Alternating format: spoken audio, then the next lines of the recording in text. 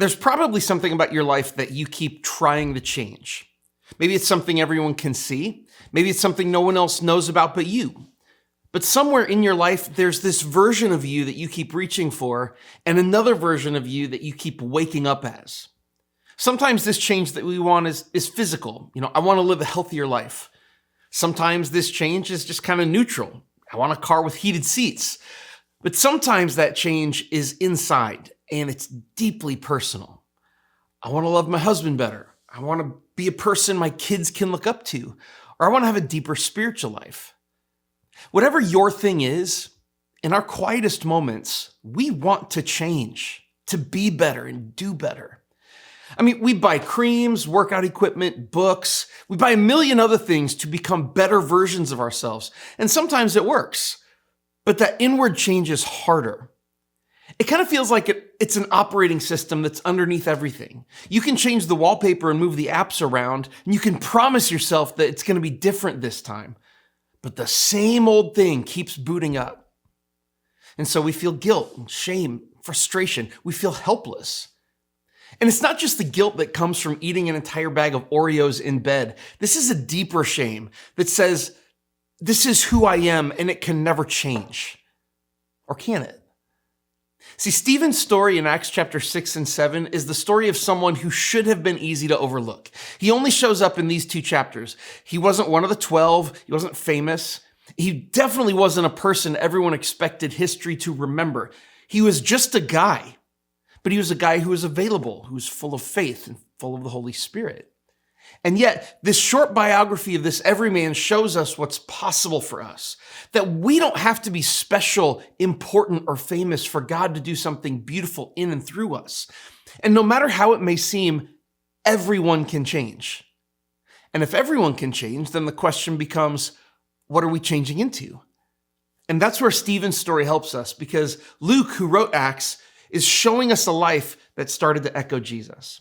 Look at Acts 6:8. It says, Stephen was a man full of God's grace and power. He performed amazing miracles and signs among the people. Okay, I know we're starting with a pretty high bar here. Performing miracles isn't really on my list of changes. I was thinking maybe I'd go to church more often. But put all that aside for a moment. These details that Luke gives us are not random. They're echoes. In fact, Luke is letting us hear Jesus in Stephen's life. It's a different song, but the same melody. And the first echo is power.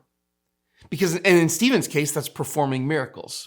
But there's more. Look at Acts 6:8-10. So it says, Stephen, a man full of God's grace and power, performed amazing miracles and signs among the people. But one day, some men from the synagogue of freed slaves, as it was called, started to debate with him. They were Jews from Cyrene, Alexandria, Cilicia, and the province of Asia. None of them could stand against the wisdom and the spirit with which Stephen spoke. Now, Stephen was responsible for distributing food to widows in the church. And so preaching wasn't his job. But because he was this person of visible faith, people who opposed Christianity debated him. And when that happened, we see the second echo of Jesus in Stephen, and it's wisdom. He wasn't just clever, he was wise and kind and full of the Holy Spirit. His opponents could reject him, but they couldn't honestly dismiss him. Let's keep going in Acts 6:11. So they persuaded some men to lie about Stephen, saying, we heard him blaspheme Moses and even God. This roused the people, the elders and the teachers of religious law. So they arrested Stephen and brought him before the high council. The lying witnesses said, this man is always speaking against the holy temple and against the law of Moses. We've heard him say that this Jesus of Nazareth will destroy the temple and change the customs Moses handed down to us. So we've seen these first 2 echoes of Jesus, power and wisdom. But this third echo is a little less exciting, even though it may be the most sobering. This echo is opposition. Stephen was lied about and arrested.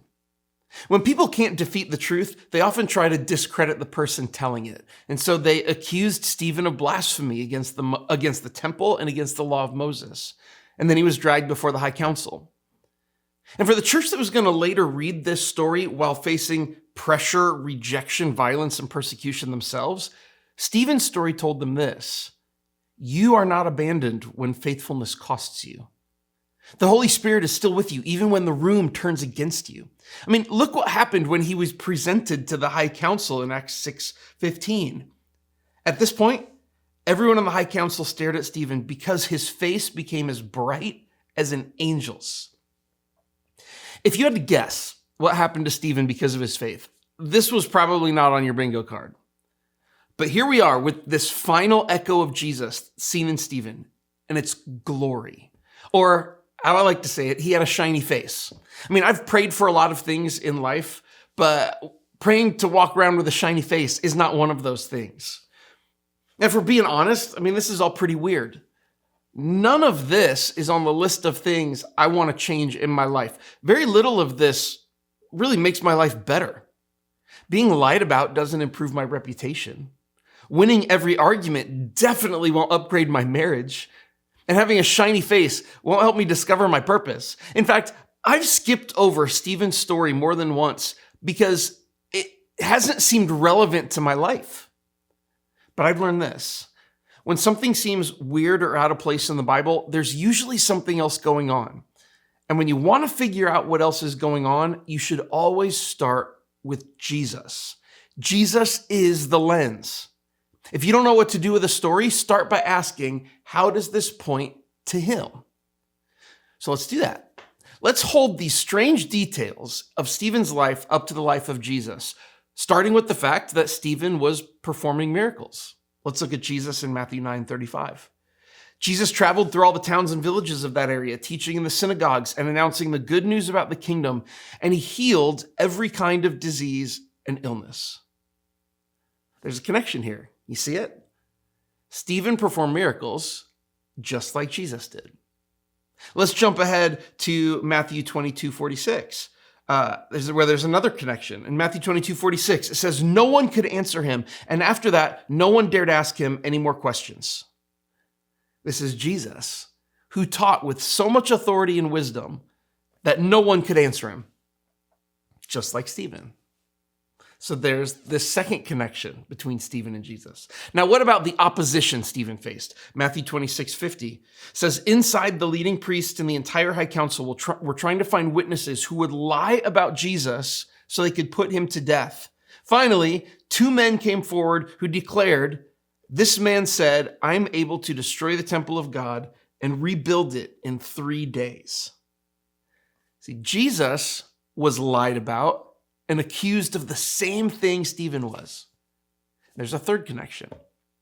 But what about the glory thing, the shiny face thing? Matthew 17:2, as the men watched, Jesus' appearance was transformed so that his face shone like the sun. Once you see this, it's hard to unsee. Like these 4 echoes, right? Power, wisdom, opposition, and glory. Luke is tracing the shape of Jesus' life onto the life of Stephen. And he's doing that on purpose. He's not just telling us that Stephen was impressive. He's showing the church what the Spirit of God can do in an ordinary follower of Jesus. Stephen's life became a living preview of how Jesus forms his people.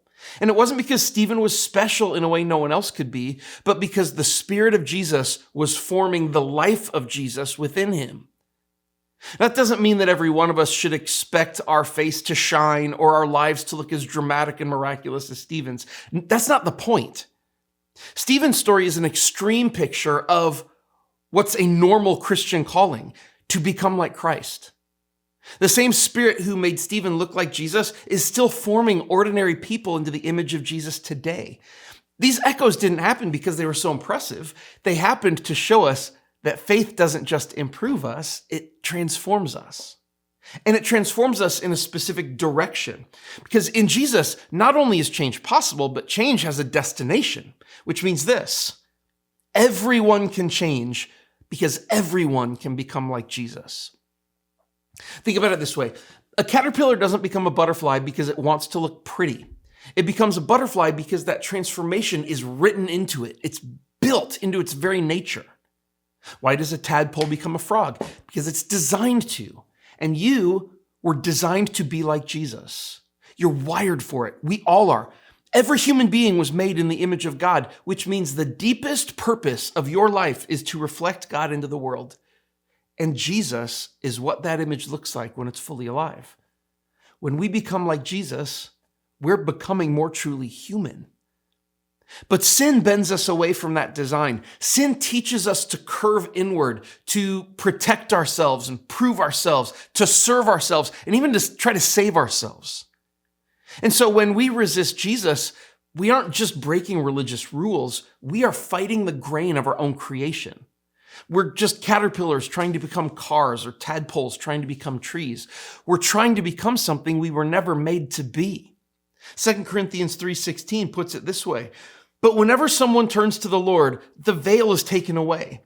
So all of us who've had that veil removed can see and reflect the glory of the Lord. And the Lord, who is the Spirit, makes us more and more like him as we are changed into his glorious image. Everyone can change because becoming like Jesus is not becoming something strange. It's becoming who you were always made to be. And that highlights the problem so many of us have. I want to change so badly to be different because then I'll be happy. And if I can just be healthier, more productive, less busy, more comfortable, less anxious, and more successful, maybe I'll feel more fulfilled. If I just work harder, vacation more, marry the right person, go to the right school, and have the right career, I'll finally have purpose. If I can make my body just right, be more attractive, dress better, and make my social media image perfect, I can be loved. The problem is that when we put our hope in those things, we step out of our true human nature. The happiness, fulfillment, purpose, and love that we want is found as we become like Jesus. And it doesn't mean those other changes are bad. Some of them matter, but they're good servants and terrible saviors. They can't carry the weight of your soul. You won't find the ultimate purpose by changing your job or your city or your body or your circumstances. You won't find ultimate meaning in the gym or in finding an easy schedule. Why? Because wherever you go, there you are. The fundamental change you are designed for is to become a living reflection of the God who brings life where things are dying, brings love where people are afraid, and restoration where everything's come apart. And Jesus is the perfect image of that, and you were created to be like Jesus. It doesn't matter how stuck you are or how hopeless you feel. Everyone can change. Your life doesn't have to stay the same as it is right now.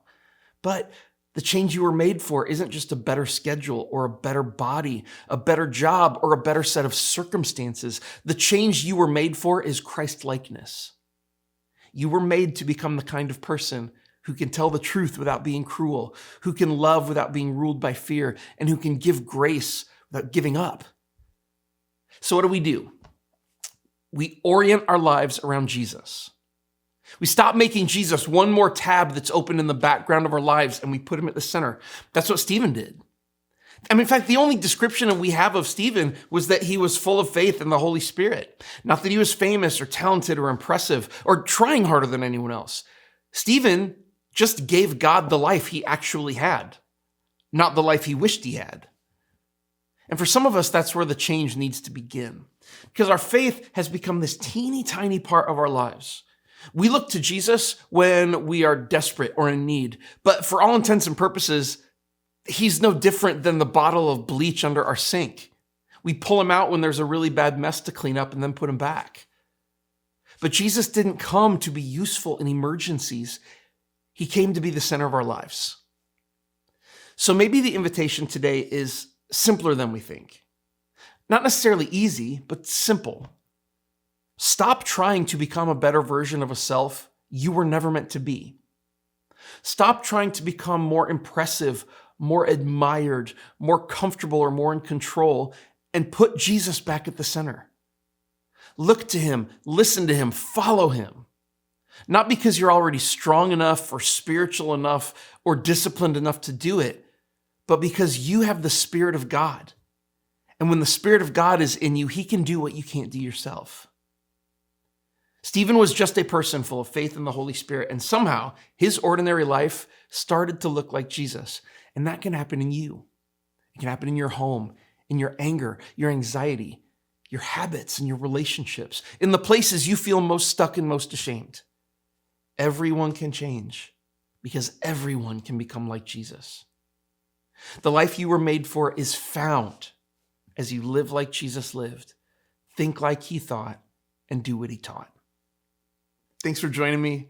I'll see you next time.